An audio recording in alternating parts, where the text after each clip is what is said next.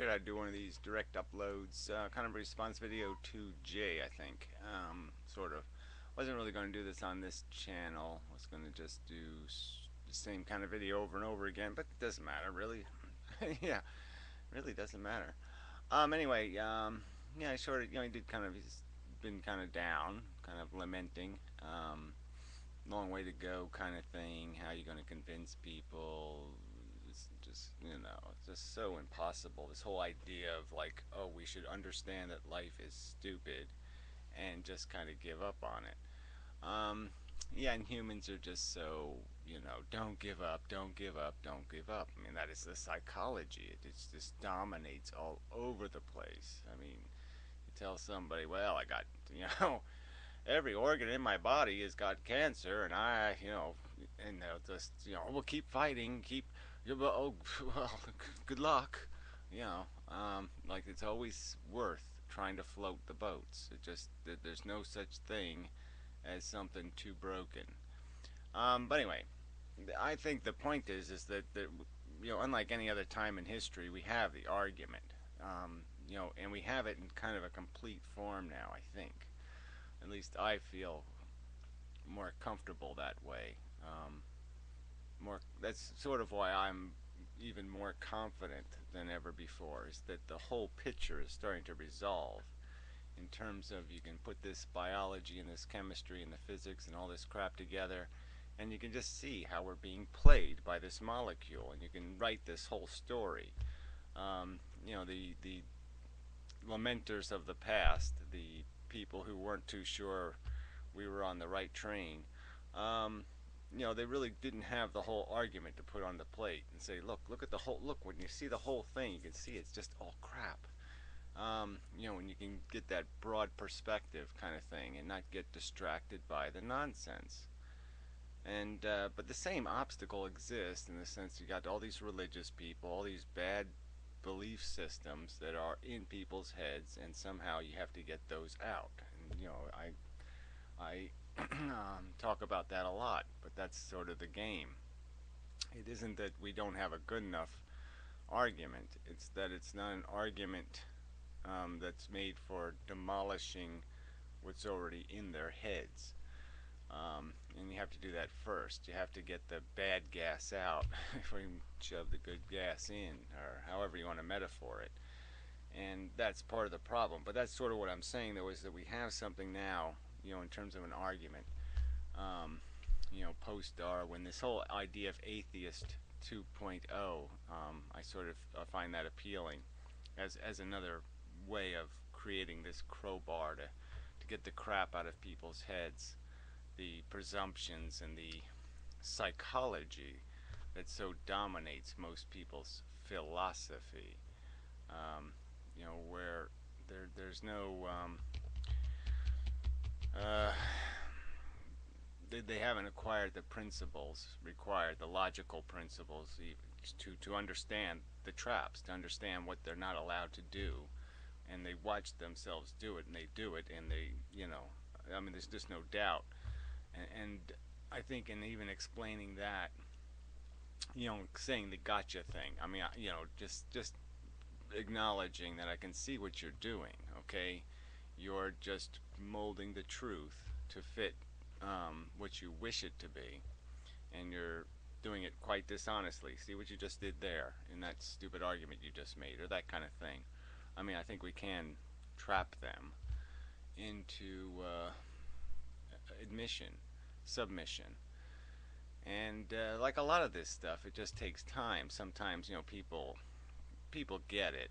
It's like there's a lot of people right now who will call themselves religious, but they're completely, they're atheists. They just can't admit it. They can't say that word. They can't acknowledge their that they've made that transition, and so they're really there, but they're just playing denial games now, and they'll defend it just because they need to defend it, because that's what they've done, and that's what they've always been.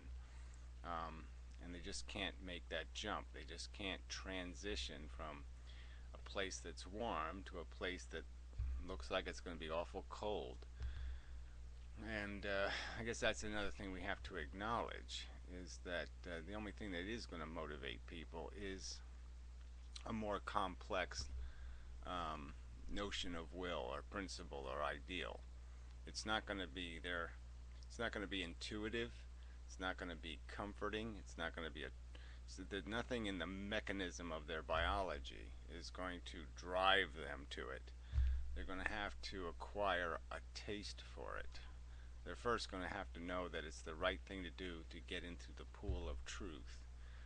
And they're going to have to understand that just as a principle. And then they're going to have to understand that it's inevitable, that this is where the human race will go. And somebody's going to have to, if they don't jump, the future is going to have to jump. Somebody's going to have to jump. And then they can acknowledge that, yeah, maybe it's just best to get this over with. You know, this sitting in the twilight zone of danger and threat isn't too smart. Um, and then even, I've sort of made the argument too that there's this idea of the straight line. And everybody can sort of understand that. And I think that's another argument that could be given to people, is that the more we waver and weave and play this game, the more that we increase the chances that we're not going to get where we're going. I mean, this is a fire, okay, that's burning, and you're driving the truck. Do you really want to waste time, stopping at Wendy's and fucking around, taking a bunch of side roads and trying some, well, let's see if we can get there from there, and we'll go over to here because this is a wider road, and we'll play all these little games. Um, that's just not that's a strategy that's doomed to fail. Fail by default. Um, Maybe they're insecure about getting there. I mean, they're afraid to face the fire, are afraid to face the fact that when they get there, they're not going to be able to do anything anyway. Um, but they're guaranteeing defeat. It's like this very elaborate retreat they have come up with. That's just a lie. It's still a retreat. If we're going to retreat, let's just wave the flag and retreat. Let's not play a game that there's some other possibility. So I've made these arguments in videos before, is that it's very hard to construct a future that includes all of this diversity and all of this conflict and all of this make up your own truth kind of stuff. Really isn't going to work in the world we're facing. And whether it's an anarchy by choice, I mean, whether we choose to get anarchical because we're choosing to destroy the functionality of our governments, it's going to happen by default from technology alone. Technology is going to introduce anarchy because it's going to make personal revolution very dangerous. Even small groups of people will become very, very dangerous. And it's just not going to be a sustainable future. There's going to be the shields we're going to have to put up against each other's freedom are going to be too expensive to maintain, too expensive in terms of the quality of our life, and too expensive just as a practical matter.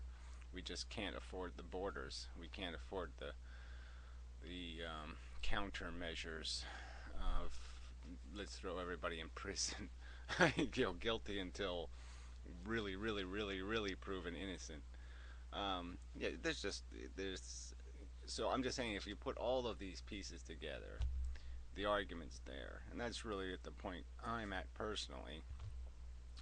Yeah, it's just time to try to do that, and I have to devote some time to it, and I just haven't done that yet.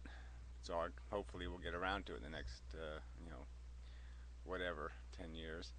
Um, and you just need a carrier in a way. We have to get lucky. Um, you have to make some preposterously stupid video. I don't know what you have to do. Maybe you have to go outside and actually eat bugs. Make a video where you eat a pile of dog shit so it gets on, it gets 4 million views on YouTube. And, tie the anti-natalist message into it somehow. But, I mean, I hate to say that these gimmicks are going to be required. I guess I won't go there until you have to, but yeah, that's, unfortunately. Um, but yeah, and it's just getting enough people too to kind of force the conversation to a broader audience, to force, that's the right word, uh, to obligate. It's like fighting for, a third party fighting for the ability to be in the debates or something. You got to get enough energy where they can't deny you your voice anymore. And the mass media has to pay some attention, and that can come from people who aren't convinced. I mean, that can come from people who just think the conversation's important enough to be heard, and so in that sense, it can be done without everybody being totally convinced. Just people being totally convinced this is a conversation that needs to take place. That we do have to account for our existence, and it's stupid not to account for it and keep on investing in it.